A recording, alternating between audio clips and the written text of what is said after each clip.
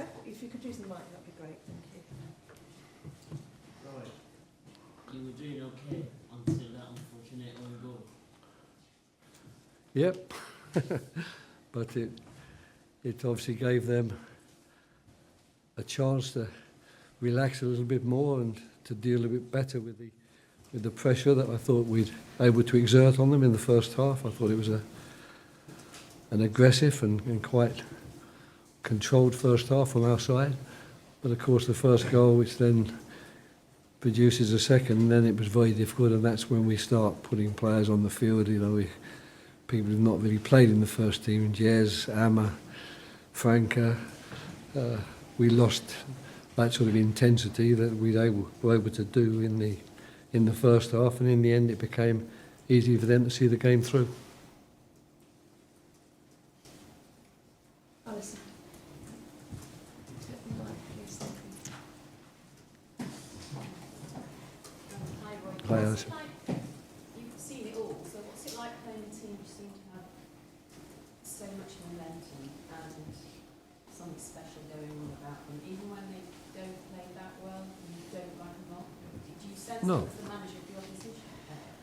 Well, I thought that at half time we realised that we'd done well against them in the first half. I think they found it very, very difficult to find a way through us, and in actual fact we were harassing them and making life uncomfortable for them, and we knew that our job was to do exactly the same in the second half, because if we weren't able to do exactly the same in the second half, they might, with the quality they have and, as you say, the momentum and confidence they have, start to relax a little bit more and pass the ball around a bit more freely than we'd allowed them to do in the first half. And so goals unfortunately do that in matches, and we mounted a little flurry at the end and showed that we hadn't given up and that we still wanted it, but unfortunately the goal, even the first goal, meant that what had given me so much encouragement to believe we're going to get a result from this game,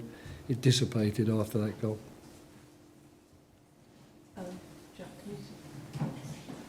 Jack and then Alex. Can you give the mic? You spoke about the disappointment you felt after Newcastle and not wanting to feel that again. It's a slightly different feeling after that game. It wasn't, the same sort of Oh yeah, experience as last no. I mean, really, if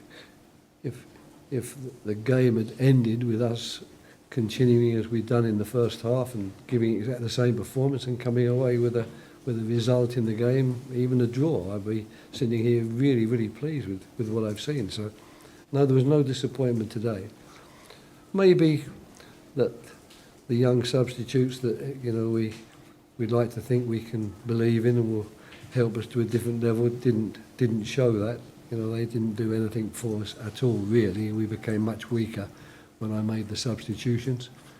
But unfortunately, sometimes when the game is drifting away from you at 2-0, one is tempted to do that, partly because we need to see these players as well. We need to really see if they are going to be able to help us out. But we certainly didn't get any help today, but we got a lot of help from the first group of players in the first half. I thought they were very good. Alex. Hi, Roy. Tyreek Mitchell came off with an Yeah. injury. Do you know what that is? How No, I don't serious at the or moment. No, what I'm that afraid is? I don't at the moment. It's a bit chaotic after games. People disappear. I have to disappear. I get pulled here and there to try and explain away defeats to people like yourselves, and as a result, I don't get as much time with the players as I would like. Okay, Ed. I was going to ask about Oh, were you? Okay. Any other quick, Dom? Well, you mentioned just then about the young substitutes coming. One of the tasks, one of the challenges really for your team, that you've got kind of 11, 12 quite experienced players that you start most weeks, but actually the players that you bring on from the bench are quite untested at this level. Or potentially in this... Well, that would be a bit different when, if I was to bring on defenders, it wouldn't be the case, because we have defenders who are tried and tested, and we have two players who at the end of last season I thought were really two of our star players, and in fact so much so that one got himself in the England squad and the other one is knocking on the door of the French squad. We still haven't got those back yet. When they come back, they'll improve us and give us not only more experience, they'll give us you know, the quality that those two will bring to the team. But at the moment, we don't have them, and so we are therefore a little bit reliant on the bench in terms of our attacking play, on the players that have been brought into the club who as yet are tried and untested, and this was a tough game for them to go into. Yes, George. Hi, Roy. Just with Jez and Franco, is it a balance now between letting them know what their level is compared to the Premier League, but then also building up their belief for when they do get the opportunity? Well, they need more time. I mean, the fact is, Franco, I feel sorry for Franco because, I mean, the fact is, for some reason, people have, you know, tried to imbue him with qualities that we can't expect to see from him. You know, he's 19 years of age. He's got a handful of games in Brazil behind him, and now we're asking him to go out and play against Tottenham Hotspur. You know, the team that's running away at the top of the Premier League at the moment. You know, the intensity, the strength, the power, everything. That's something we're going to have to work on and build up. There's no doubt that, like so many young players, and Jez is another very good example, there's plenty of talent there. And Jez, fortunately, I think he's a little bit further forward than some of the other ones you might mention because he has got a couple of games behind his belt and he is learning and he's learning on the job. But the major job for us is to keep working with these players in training and keep making certain they understand all they need to understand in terms of our attacking and our defending, and most importantly, they need to understand how intensive and physical this league is. You know, you've really got to do a lot of running, and you've got to be quite strong, and you've got to be prepared to withstand challenges and make challenges, because it's not going to be a game where you can drift around and enjoy a spell on the ball. People don't give you time to have a spell on the ball. You've got to earn it somehow.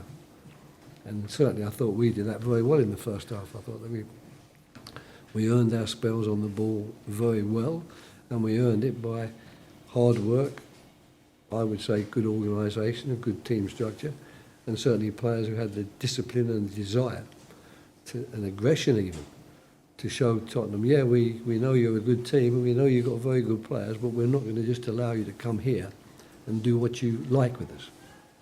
Okay, thanks very much everyone. Cheers. Okay? Yeah. Okay.